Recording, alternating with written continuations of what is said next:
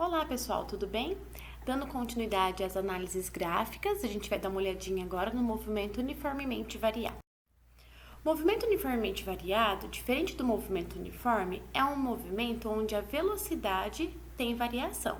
Então, a gente tem aí uma aceleração constante, uma aceleração que não muda ao longo desse movimento, fazendo a velocidade alterar gradativamente de acordo com o valor da aceleração. Então, a gente vai ter aí um movimento uniformemente variado, que varia de maneira uniforme.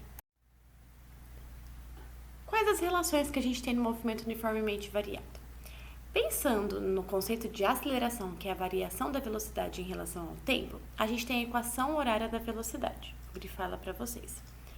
Na equação horária da velocidade, essa equação aqui, substituindo o valor de velocidade final nas equações que a gente já tinha do movimento uniforme, a gente chega aí na relação de espaço em relação ao tempo, né? Qual é a variação do espaço em relação ao tempo quando a gente tem um movimento uniformemente variado. E na ausência de tempo, né? Sem tempo, irmão, a gente tem uma análise aí para variação que a velocidade tem em relação a um deslocamento onde há aceleração. Então, a gente vai ter aí Torricelli. As análises gráficas vão se basear nas funções horárias, né? Que observam aí a posição em função do tempo ou a velocidade em função do tempo. Então, como a gente quer expressar as funções horárias aí, né, quais são as relações que a gente tem com variação de tempo, a gente vai observar os gráficos aqui tanto para posição quanto para velocidade. Lembrando aí que a equação da posição pode ser carinhosamente chamada de sorvetão e a equação horária da velocidade de vovó atleta. A gente vai dar uma olhadinha então para o gráfico em relação à função horária aí do espaço. Então, a gente vai ver a variação do espaço em relação ao tempo. Se a gente notar, se é uma função em relação ao tempo, como a gente tem aqui o tempo elevado ao quadrado, essa é uma função de segundo grau. Numa equação de segundo grau, o gráfico é uma parábola. Então, a gente espera que o gráfico aí de espaço por tempo, numa equação num movimento uniformemente variado, já que é uma equação de segundo grau, seja então uma parábola. Se a gente tem uma aceleração positiva, a parábola tem a concavidade dela voltada para cima. Então, a gente vai ver aí que para o movimento acelerado, a gente tem aí, né, a concavidade da parábola para cima. No movimento onde a aceleração é negativa, a concavidade é voltada para baixo. Então, se a gente observar aqui, a gente tem um movimento que tem uma parte dele que é retardado, né? A aceleração está negativa aí, deixando a velocidade negativa também. A gente tem no vértice aí uma inversão de movimento, a velocidade ela vai ser zero aqui no vértice, para ter uma inversão de movimento, e esse movimento começa a ser um movimento acelerado. Então, com uma aceleração negativa, né, a gente começa com um movimento retardado e ele passa a ser um movimento acelerado após a inversão desse movimento. Em um gráfico de velocidade por tempo, uma vez que a relação da velocidade por tempo, né, vai ser o nosso vovô atleta, olha lá, nós temos uma equação de primeiro grau. Numa equação de primeiro grau, o nosso gráfico, ele vai ser uma reta.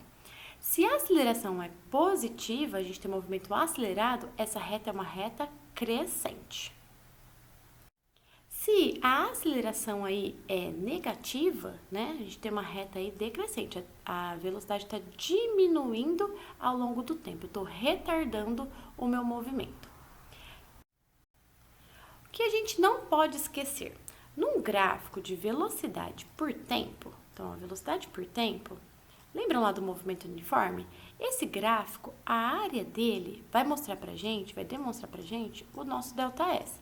Então, a área de um gráfico de velocidade por tempo sempre vai ser aí numericamente igual à nossa variação de espaço. Por que isso é importante? É muito comum os exercícios de movimento uniformemente variado trazerem aí a análise para um movimento uniforme. Então, quando a gente olha para um exercício que tem um gráfico onde a velocidade varia e ele precisa trazer essa velocidade para uma velocidade média, como se a gente analisasse o movimento como um movimento uniforme, a gente não pode esquecer, a velocidade média é a variação do espaço, tá bem bonitinho, né? Pela variação de tempo. Então, se a gente precisa, a gente já tem o tempo aqui pelo gráfico. O tempo eu consigo analisar no gráfico, mas a variação de espaço eu não tenho. Eu consigo tirar aqui da área desse gráfico aqui. Então, é muito comum a gente ter exercícios como esse, onde o movimento é uniformemente variado, e a gente precisa analisar aí, né, como um movimento uniforme. Para esse gráfico aqui, a área é um trapézio. Então, base maior, que é 10, mais base menor, que é 6, ó, de 4 até 10, vezes a altura, dividido por 2. Fazendo essa continha aí, essa área aqui vai dar 100. Vou anotar aqui. Então, aqui essa área vai dar 100. Depois você pode fazer ela aí. Lembra que é um trapézio. E se a gente pegar o intervalo de tempo de 10 segundos aqui, ó, olha a nossa velocidade média.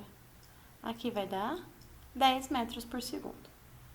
Então, essa é uma análise bastante importante que vai juntar aí movimento uniformemente variado com movimento uniforme. A gente tem também o gráfico de aceleração por tempo. Se a gente tem aí um movimento acelerado, a gente vai ver que a nossa aceleração ela é positiva. E se o nosso movimento for retardado, a nossa aceleração é negativa. Uma coisa bastante interessante é que a área de um gráfico de aceleração por tempo, né, se eu pegar a área desse gráfico aqui, vai ser a nossa variação de velocidade. Então, é numericamente igual aí à nossa variação de velocidade. Bom, pessoal, essa foi nossa discussão sobre o movimento uniformemente variado. A teoria está junto com o movimento uniforme nas páginas 59 a 66. Tem os exercícios juntando aí, né, esses dois assuntos, 1 e 2, 6 e 7 do Revisando. Façam com carinho. Bons estudos e até a próxima!